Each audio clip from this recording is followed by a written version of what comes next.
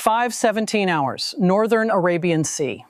Dawn light glides across a flat gray sea, and the carrier decks hum with routine precision. Jet exhaust hangs low. Radar scopes rotate in silence. Then the battlespace ruptures. At 5:18 hours, the first anomaly appears on the E-2D Advanced Hawkeye screen, a dense surge of fast-moving returns lifting from multiple inland airfields and coastal strips across southern Iran. Operators check for clutter. There is none. The count rises past 200 in seconds, then 400, then 700. Final estimate? 1,000 airborne tracks entering the northern Gulf approach corridors and converging toward the U.S. Navy carrier screen. The tactical action officer does not speak twice. General quarters sounds across every deck. Strike controllers lock into combat cadence. Air intercept timelines are recalculated. Fuel states, missile inventories, engagement envelopes. The calm is over. The assault is real inside this simulation, and the margin for error is measured in seconds. At 05:20 hours, the first defensive layer begins to move. Two A-18E Super Hornet combat air patrol sections turn hot toward the northern axis at 410 knots. Behind them, additional alert aircraft spool on the flight deck, F-35C Lightning II fighters, EA-18G Growler electronic attack aircraft, and an E-2D already directing the widening air picture from 25,000 feet. The carrier group tightens formation. USS Abraham Lincoln remains central. A Ticonderoga-class cruiser shifts to optimal radar posture. Two Arleigh Burke-class destroyers widen lateral spacing to maximize overlapping fields of fire. At 05:23 hours, identification improves. The hostile strike package is not uniform. There are fighter elements in layered bands, high cover, mid-altitude missile carriers, and low-skimming attack aircraft using sea clutter for masking. Some carry anti-ship cruise missiles. Others appear configured for standoff release. Iranian UAVs trail behind the main wave, likely for battle damage assessment and decoy saturation. The battle space expands from tense to massive. At 05:25 hours, range to the lead hostile aircraft, 182 nautical miles. U.S. commanders authorize full-spectrum defense. Growlers begin electronic attack, jamming strobes across the spectrum. Data links flicker. Threat radars degrade, recover, then degrade again. The first AM-120D launches arc northward from Super Hornets already at the edge of the forward engagement zone. Missiles away. Time to intercept. 61 seconds. At 05:27 hours, the air war fully opens. The F-35Cs exploit low observable approach profiles to engage forward scouting elements before the main Iranian formation can sort the carrier screen. 4 hostile aircraft vanish from the Hawkeye display in 8 seconds, then 6 more. Mid-course updates flow through the network. Pilots speak in clipped fragments. Fox 3, track stable, splash 1, splash 2. At 05:29 hours, range compresses to 145 nautical miles. Iranian fighters fan out. Several packages descend below 500 feet, using the sea surface to complicate radar discrimination. Others climb above 30,000 feet, attempting to divide U.S. intercept geometry. The response is doctrinal and ruthless. Outer air battle first. Protect the ships by breaking the attack before missile release. More AM-120D salvos. More electronic attack. The first decoys begin to appear on infrared search systems. Some are drones, some are aircraft. All are threats until proven otherwise. At 05:31 hours, the first enemy missiles separate from their parent aircraft. 32 confirmed launches from the eastern axis. Estimated mix: anti-ship cruise missiles and high-speed guided munitions. The Aegis combat system aboard the cruiser reacts instantly. SPY radar tracks bloom across the consoles like sparks in a dark room. Vertical launch system cells open. Standard missile interceptors thunder upward. SM-6 first for the far envelope, followed by SM-2 engagements for leakers. The destroyers join the fire plan 3 seconds later. Missile away, intercept in 22 seconds. At 05:33 hours, the sky becomes geometry and violence. Blue force tracks, red force tracks, intercept vectors crossing at impossible angles. The first SM-6 detonations occur at 78 nautical miles from the carrier. 2 hostile missiles vaporized, then 5 more. Fragments tumble burning into the sea. but the raid is too large for comfort. More release flashes appear from hostile aircraft still outside visual range. The Iranian strike package is trading mass for access, forcing every American system to work at maximum tempo. At 05:35 hours, a pair of MH-60R Seahawk helicopters lift briefly from the outer screen to support surface and search coordination, then reposition as the anti-air fight swells above them. Their primary role is not direct interception. It is battle space awareness, surface anomalies, possible fast boat launches, downed aircrew markers, emergency recovery. Even here, the doctrine is layered. Nothing is wasted.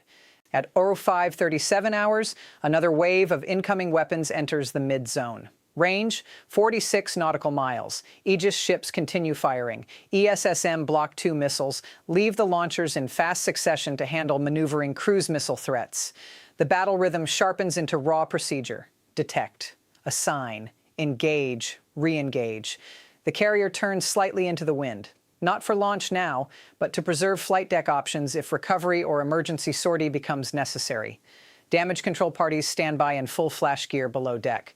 Medical teams prep triage stations near the hangar bay.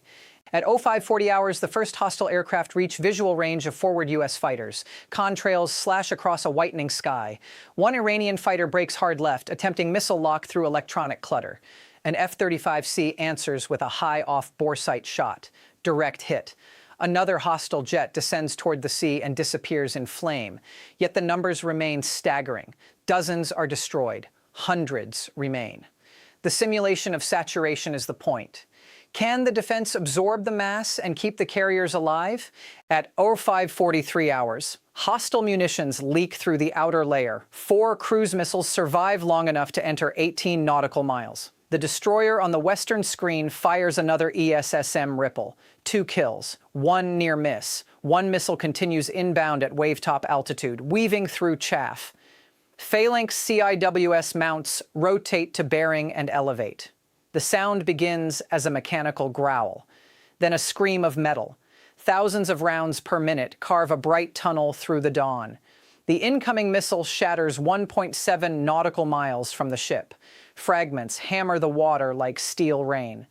At 05:46 hours, the eastern screen is hit by debris from a successful intercept and suffers minor topside damage, scorched plating, antenna disruption, 2 sailors injured by fragment spray.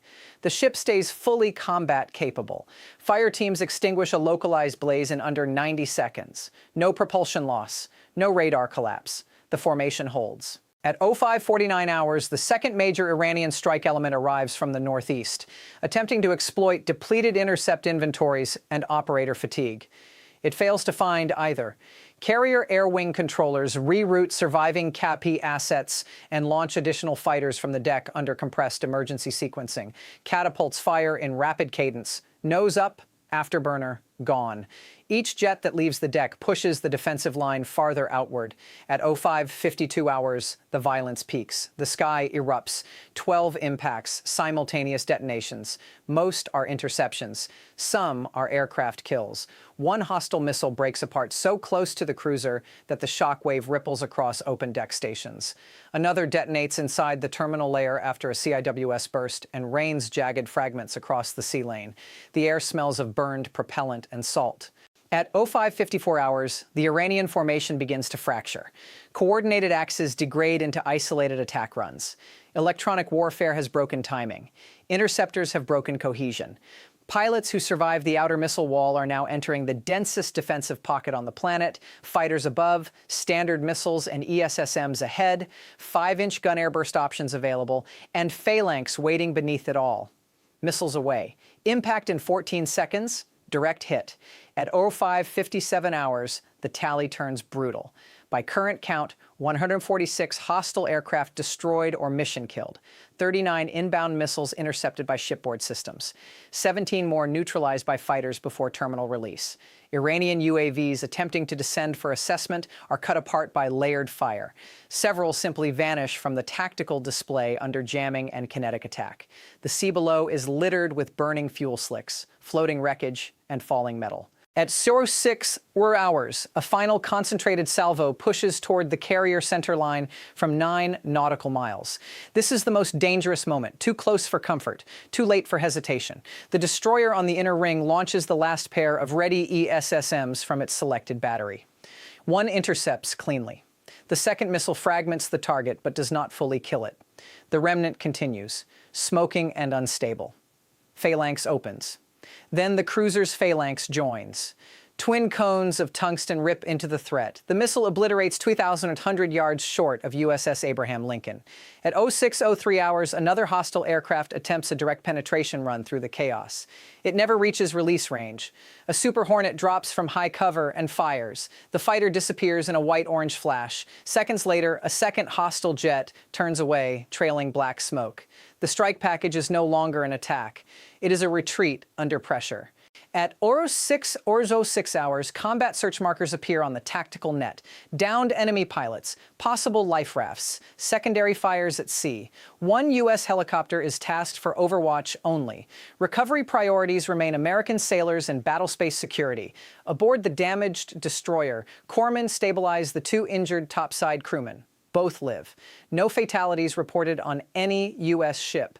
At 06:09 hours, 32 minutes after the first outer layer missile launch, silence begins to return in broken intervals. Radar scopes still hold scattered hostile returns withdrawing north.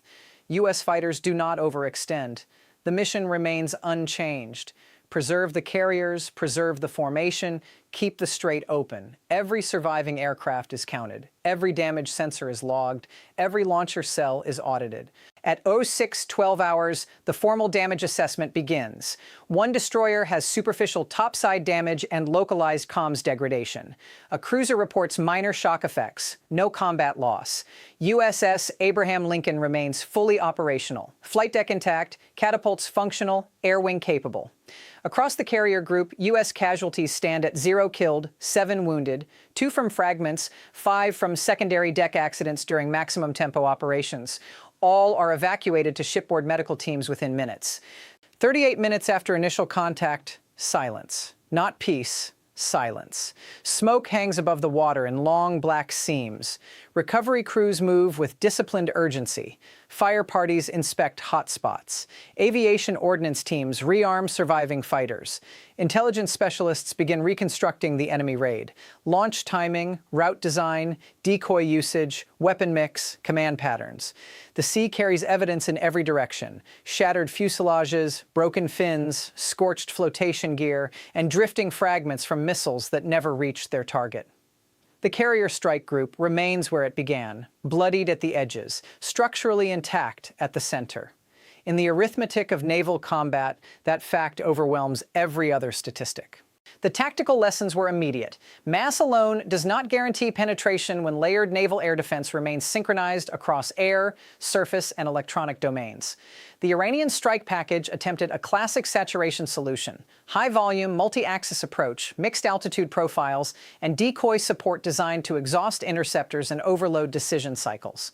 Instead, it collided with a mature American defensive doctrine built around distributed sensing, networked fire control, and concentric kill zones. Fighters disrupted release geometry at long range. Aegis warships consumed the mid-battle space with disciplined interceptor salvos. Close-in systems finished what slipped through. Every layer bought seconds. Those seconds saved ships. Strategic ramifications cascaded across the region. Gulf states watching the engagement would draw one conclusion first. The maritime corridor remained contested but not closed. Energy traffic, insurance markets, and naval planners all calculate risk by demonstrated capability, not declarations. This engagement fundamentally reshaped that equation inside the simulation. It showed that a carrier group under full readiness could absorb an immense coordinated air assault without surrendering maneuver freedom or mission integrity. It also exposed the operational hazard facing any regional power that confuses symbolic mass with sustainable combat effect. Launching 1,000 aircraft or aircraft equivalent assets creates spectacle. Sustaining coherent targeting through jamming, attrition, and network disruption requires something else entirely: resilient command architecture, trained battle managers, hardened data links, and pilots able to execute under catastrophic loss rates. Once the first waves failed to time their attack windows, the rest of the raid became progressively less lethal. Numbers remained large. Combat power did not. For the U.S. Navy, the engagement reaffirmed long-standing doctrine, but also sharpened future requirements.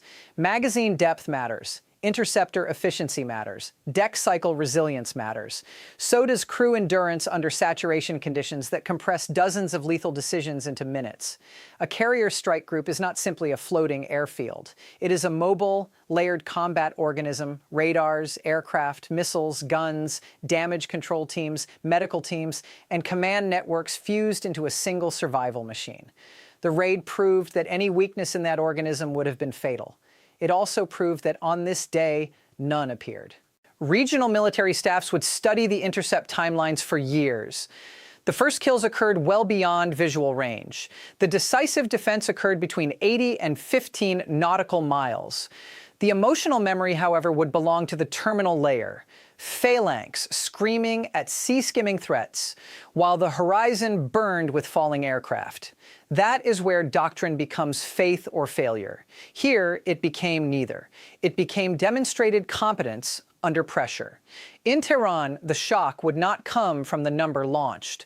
It would come from the number lost without strategic effect. The assault was designed to fracture American presence, disrupt maritime confidence, and force a pause in carrier operations. Instead, it validated the very posture it meant to challenge. The carriers remained. The escorts remained. The air wing remained. The lesson traveled faster than any missile. 38 minutes decided the battle space, but the meaning traveled far beyond it. 1,000 aircraft met layered defense and found no breakthrough. The carrier group endured, the sea lane held, and the strait remained open not through negotiation, but through demonstrated capability.